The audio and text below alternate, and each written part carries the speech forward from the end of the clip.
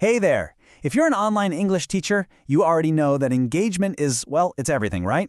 So today, we're going to dive into some really fantastic creative activities that'll bring some serious energy to your virtual classroom, no matter who you're teaching. It's probably the biggest challenge for all of us, that digital wall, right? The screen that can sometimes make your lesson feel so distant. But here's the good news.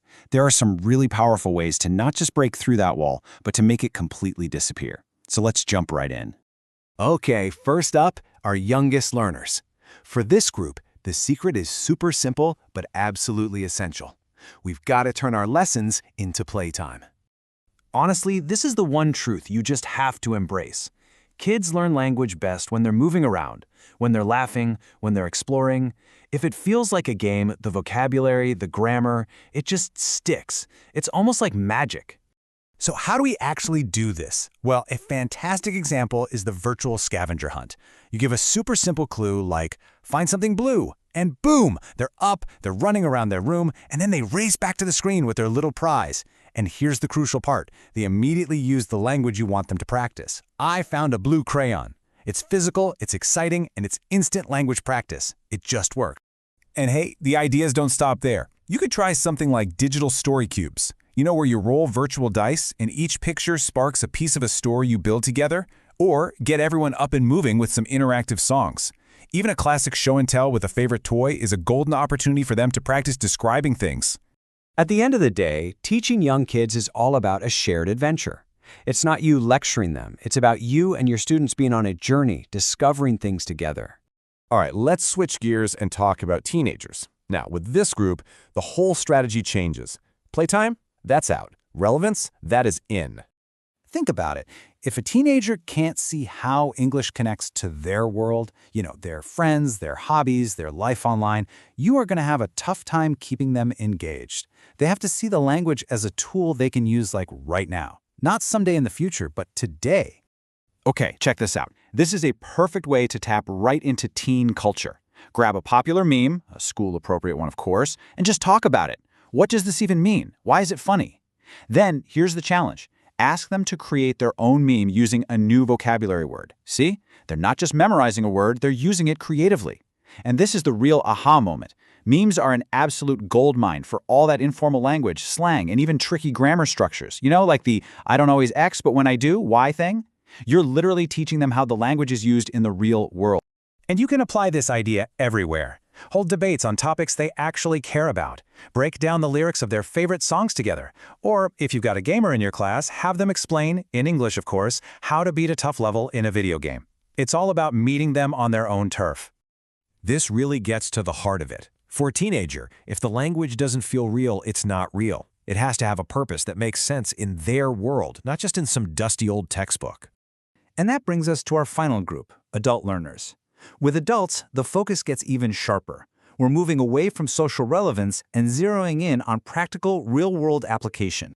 Let's be real. Adult learners are busy people. They're usually investing their own time, their own money, and they need to see a clear return on that investment.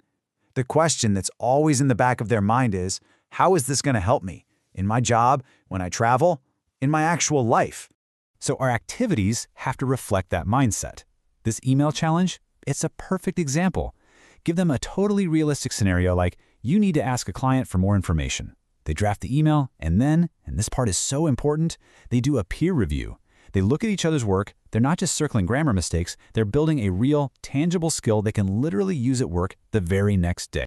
And this whole goal-oriented approach is so versatile. Got a student aiming for a promotion? Do mock job interviews. Someone who wants to level up their business English? Analyze an article from a major news source together. Or for the person who just loves to travel, plan a hypothetical trip to London. See, every single activity is tied directly to a personal goal. With adults, your role really shifts from being just an instructor to being more of a coach. Every single thing you do in class should answer that one fundamental question. How is this getting you closer to where you want to be? Okay, let's just take a second and look at this all together. This table really breaks down the differences, right?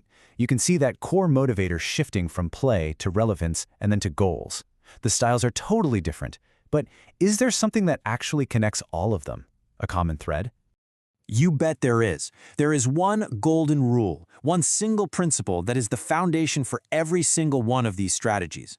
And that principle is authenticity. It's that simple.